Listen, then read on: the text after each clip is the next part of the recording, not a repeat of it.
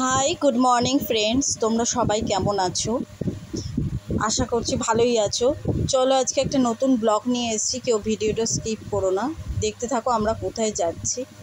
এই দেখো চলে এসেছি, দেখে বুঝতেই পারছো আমরা কোথায় এসেছি। আমরা বাবুর জন্মদিনে মার্কেটিং করতে এসেছি। কী কী কিনছি তোমরা সবাই দেখতেই পাবে। দেখো এই দেখো বাবু এসেই বলছে কি আমি আগে খেলনা নেব, তারপরে আমি ড্রেস কিনবো।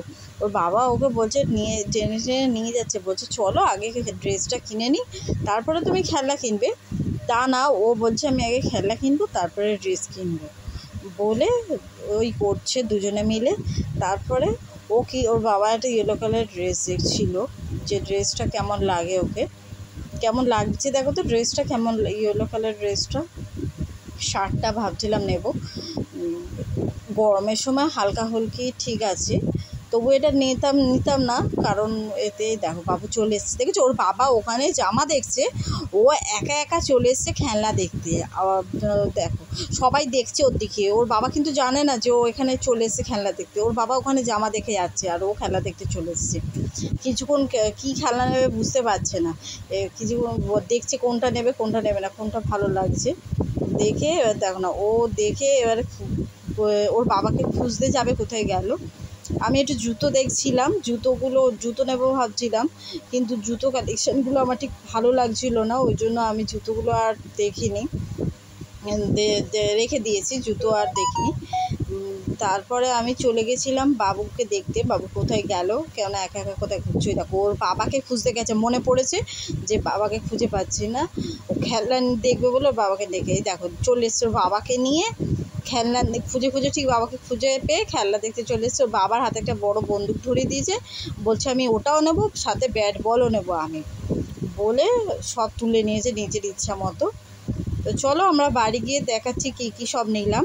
বাড়িতে গিয়ে বাবুকে ফ্রেশ করে দিয়েছি, ও বসে পড়েছে আগে খেলনা দেখবে বলে ওর বন্দুকটা ও বার করছে। এই দেখো বন্দুকটা দেখেছো, তোমরা তো আগেই দেখেছো বাবা ধরেছিল বন্দুকটা নেবে বলে, এই বন্দুকটা নিয়েছে জন্মদিন বলে বাবা ওকে গিফট করেছে। সাথে ব্যাট বলটা তো ওর এমনি আছেই, ব্যাট বলটা নেবে, কিন্তু তার সাথে যে ড্রেসগুলো কিনেছি সেই ড্রেসগুলো দেখো কেমন হয়েছে। তোমরা সবাই কমেন্ট করে জানিও ড্রেসগুলো কেমন লাগছে।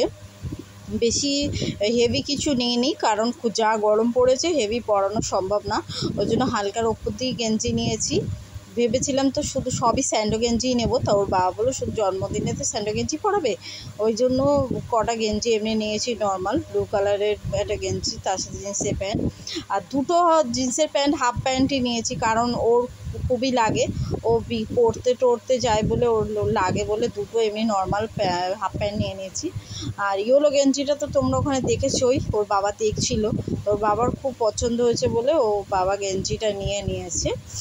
আর বেশি কিছু কেনাকাটি করিনি, তোমাকে তো বললামই যে আজকে শুধু বাবুর জন্যই আমরা আজকে মার্কেটিং করতে গেছি, ওর জন্মদিনের জন্যে। আর স্যান্ডো গেঞ্জিগুলো তো গরমের জন্য নিয়েছি হালকা, ওই জন্যই। তা চলো ভিডিওটা তোমরা কেমন লাগলো সবাই কমেন্ট করে জানিও। পরের ব্লগে তোমরা বাবুর বার্থডেটা দেখতে পাবে পরের ব্লগে। তো এই কেমন লাগলো তোমরা সবাই কমেন্ট করে জানিও ভিডিওটা।